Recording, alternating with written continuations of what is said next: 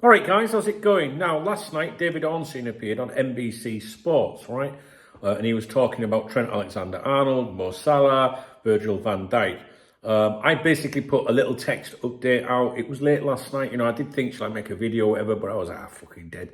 So I thought, no, I'll talk about it today. Now, you'll have already seen the quotes, what he said, but I'm just going to, look at it from my point of view. I was going to review the entire video and listen to it and talk to you and say what he said. I've got my little earphones here and that, and I did try recording this video for you while listening to Ornstein and talking to the camera, but I wasn't happy with it. It didn't really work, so I'm attempting it again. And what I'm going to do is I'm not actually going to go through everything Ornstein said, because I don't think I need to. One thing I will say, though, before we proceed into just touching on what he said, was there was a headline run by a Liverpool fan site, which is called LiverpoolFConside.com or something like that, on si.com. Absolute garbage, right? And they ran a headline: consensus is Trent Alexander-Arnold is most likely to leave, but nothing is decided, according to David Ornstein. That makes it sound like David Ornstein said the consensus is Trent Alexander-Arnold is most likely to leave, but he didn't say that. So if anybody's telling you today that's what Ornstein said, he didn't. It was actually Rebecca Lowe on NBC Sports asking him the question, and she said, with Trent, it seems the talk is he is the most likely to leave. What do you know? Right? And then he responded, he responded to that and said, well, the consensus might be that, but this is the situation, kind of thing. And if I quickly find that for you, his quotes that I put out last night, this is not exactly what he said, right? This is just me quickly, making notes last night. With regards to Trent, nothing is decided just yet. All options remain open. Real Madrid want to sign him. That's a declaration. They are extremely keen. Liverpool only have themselves to blame for letting it get this late. They should have dealt with it earlier. If they had a couple of years ago, if they'd done that a couple of years ago, I think he would have signed. Liverpool are still trying. That is basically, in a nutshell, what David Ornstein had to say. He went on to talk about the other two players. Liverpool want them to stay. Liverpool have offered all three contracts. Richard Hughes, the sporting director, and Arne Slot would like to see Salah and Virgil van Dijk accept 2-year contracts. The general feeling in the city is that both of those players will sign deals with Liverpool and eventually stay, which is what I've always thought. I think there'd be fucking anarchy, to be honest, if they left. But if we focus on, he's not really saying anything new, all right? But if we focus on something that he did say, was Richard Hughes inherited this problem, right? And Richard Hughes did inherit this problem, but Richard Hughes has also spent, most of this year employed at Liverpool Football Club. You can talk about the official date he began his employment, but some people would allege that he was already working on things with Liverpool prior to that start date. And also Michael Edwards goes back even further. I think they have had the best part of 2024 to sort this shit out. So it's a bit like these politicians that once they're elected and they say, well, we inherited this problem. It's like, well, you've been in power for... Do you know what I mean, guys? It's kind of that shit. And the reason I'm mentioning it is because, I think if Trent goes, for example, or if something went wrong with the other contracts, which I don't think will, but you never know. And maybe Trent will stay. Who knows? I don't know. I'm not a Twitter twat. But I can see them already preparing this. It's not them. If I'm not mistaken, I think months ago we went through a very similar conversation to do with, I think it will have been Paul Joyce, bigging Edwards and Hughes up, they've inherited this problem. You know what I mean? It's like, hang on a minute, you've had fucking ages. In fact, there was a comment left on here yesterday, and I'm going to read it to you. I think it's by a user called Allergies, just because there's numbers in there, but there's a 3 and a 1, but it looks like Allergies. And this chap said, for me, the blame will always be on Richard Hughes, Edwards and co. The first thing that should have been done is contract extensions for the big three. They spent the whole summer with fingers up their arse, sold our kids and signed Chiesa, who played 18 minutes. Now we're in 2025 and the priority that should have been done is not done. So for me, Trent has every right to do all that circus, and I'll clap him off and thank him for his services, because I assume he wants a club that aligns with his ambitions. I'm not mad at him at all. I'm mad at Hughes, Edwards and FSG. The sad thing is our fan base will applaud them and praise them for doing the bare minimum when contracts will be extended. And I don't think you can argue with much of that. So, and one thing I will say as well, there is a lot of anger towards Trent, and I think that's probably because if he leaves on a free, people will be angry, right? I get it, and there's people that don't like his attitude recently, and stuff like that. Everyone's got their own reasons why they might have some animosity towards Trent. But maybe the animosity and the anger should be thrown at the ownership, if you like, without getting into all the FSG out nonsense. I don't know. I just think, they've let this situation happen. It's terrible. It really is really piss poor management. It really is, guys. And I'm going to tell you something right now. I was sent an email the other day, which I haven't gone over this yet. I'll try and do this tomorrow with you, which makes allegations regarding FSG trying to get Jurgen Klopp to keep his decision to leave a secret until those players had signed deals, and that Klopp allegedly refused to do that. And that was why there was an alleged fallout or problem between John Henry and Jurgen Klopp. I went over it on the live stream yesterday, but that will be an important video for you to consider. I'm going to read the email out to you, or the majority of it, while protecting people.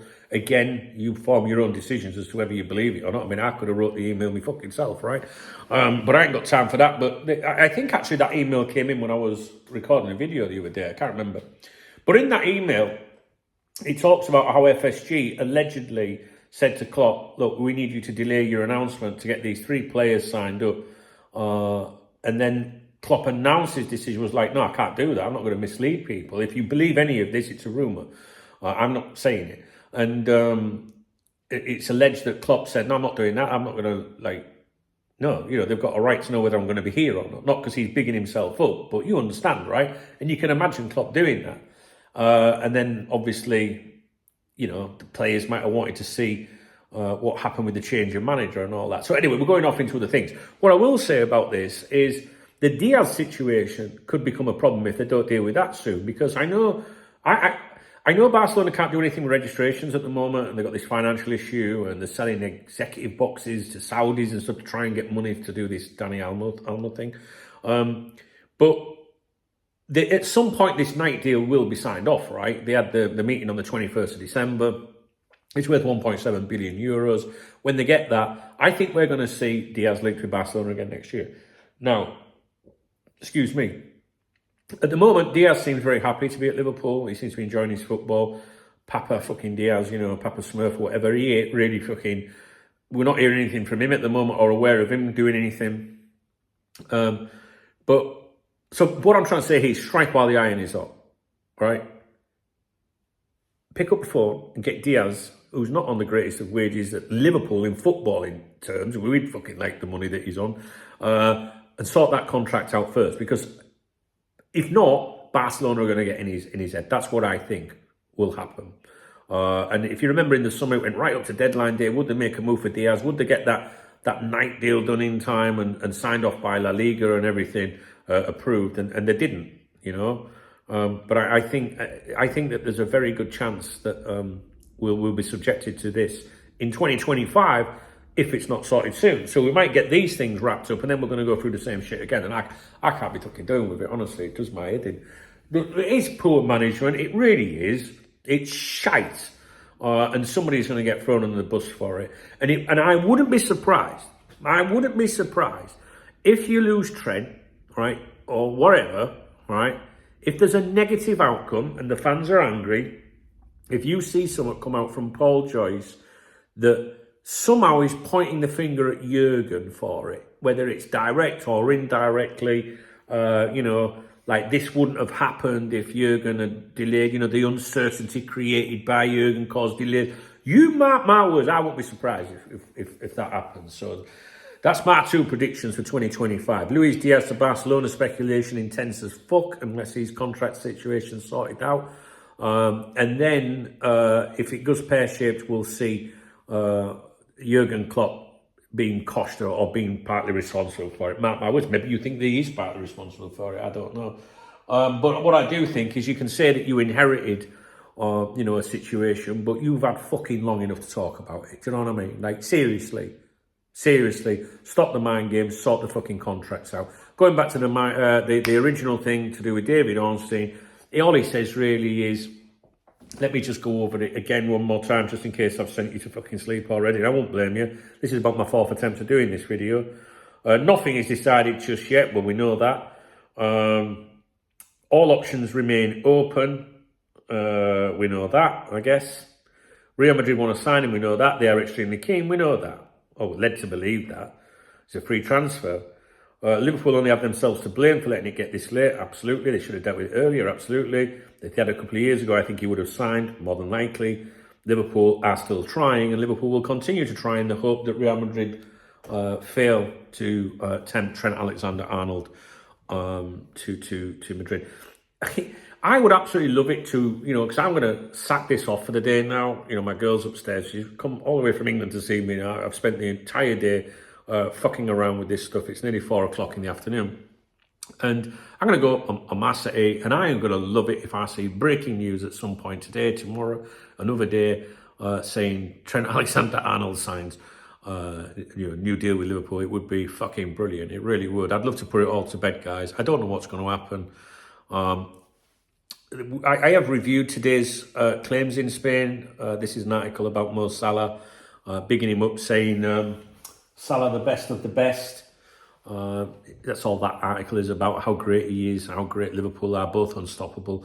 There is an article in here as well about Trent Alexander-Arnold, which is basically the Spanish media calling Trent out, saying that he can do this as much as he fucking wants, but he knows the truth, basically. That's in the video before this one, all right? So I was going to go through everything Ornstein said. I don't think I need to. I think I've told you what he said. You'll have seen some of the quotes yourself anyway. I don't actually think he's putting anything in there. I don't even know if I've mentioned this in this video. I'm sorry if I'm repeating myself. This is probably my fourth attempt to record this video, and I forget what I've said. If you're new to my channel, there's only 2 journalists in the world that you need to pay attention to regarding Liverpool Football Club, and that's David Ornstein at The Athletic and Paul Joyce at The Times. Joyce is more in the loop with the people that run the club on a day-to-day basis. Ornstein, more so the senior manager at FSG, but also the people that run the club on a day-to-day basis. And they go like this, up and down, as to who's getting the most information at any one time. And I would say it's Joyce at the moment. Since Edwards returned to the club, Joyce became born again, as I called it. He suddenly came back, being back to the one breaking all the news. I suspect if there is contract news, it'll come from him first. I don't think Ornstein will be first, but who knows? It's all about who's speaking to who. So when Ornstein says something, I tend to think, has he been speaking to FSG? Right? When the other one surfaces, I think, what's Michael Edwards had to tell him this time? Do you know what I mean? So that's how it is with that. I mean, I'm sure there's other journalists out there. Some of them used to be important years ago. They are not now. This is my 27th year of doing this shit. I know all the journalists. I know who to know. I know who to shagging. And I know who to listen to. And those are the only 2. Then you might want to listen to Fabrizio Romano, Mo Salah, for a bit of entertainment or something. But you don't need to. So you're wasting your time if you're following anyone else. Seriously, I would only listen to Ornstein and Joyce. So I'll leave that with you. I'm going to clear off. That's me done for the day. There'll be no live streams. I hope you have a great fucking New Year's Eve if you're going out on the lash tonight. If you don't like it, if you tucked up in bed, I don't fucking blame you. I would like to thank you for watching my videos through the last year, another year with me. You are the best. You do help me through the ups and downs in my life, believe it or not. A nice comment some days makes a difference to me when I think I'm sick of this shit, or I'm run down, or someone's had a go at me online, or, because I've got feelings too, believe it or not. What I mean? Fat people have feelings too. But sometimes you put a smile on my face, and I really do appreciate it, guys. And I really do hope that 2025 is kind to you and your families. I really mean that from the bottom of my heart. Even if you're someone watching my video that's not here for the right reasons, I do hope that 2025 is kind to you too. All right. All the best. Good luck. And if you appreciate this video, please thumbs up the video. I'm sorry if I've repeated anything in this video. Like I say, I've tried recording it multiple times, so I might have repeated myself. I genuinely do not know. I need to go and chill for a bit. So thumbs up if you appreciate the video. Drop me a comment if you've got anything to say about any of this. I'm sure you'd agree that Ornstein hasn't really said anything new. And if you want to buy me a beer or a coffee, then you can hit the super thanks button. It's a love out under the video. It goes in the kitty, and I will give you a shout out on tomorrow morning's briefing. All right, guys, take care.